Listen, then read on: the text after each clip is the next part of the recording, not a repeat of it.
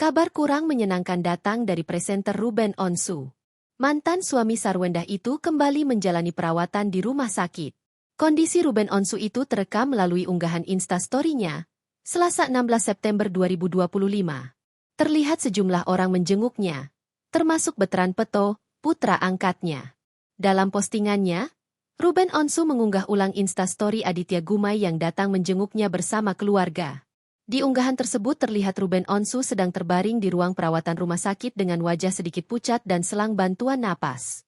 Ada juga alat elektroda yang digunakan untuk merekam aktivitas detak jantung yang ditempel di dada Ruben Onsu.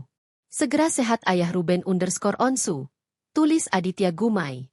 Ruben Onsu belum menjelaskan penyebab sakit hingga harus dirawat di rumah sakit. Namun sebelumnya, Ruben Onsu pernah menjalani perawatan medis pada tahun 2019 karena sakit pada bagian sumsum tulang yang sempat membuat badannya drop. Di tahun 2022, Ruben Onsu juga pernah didiagnosa mengidap empty sella syndrome.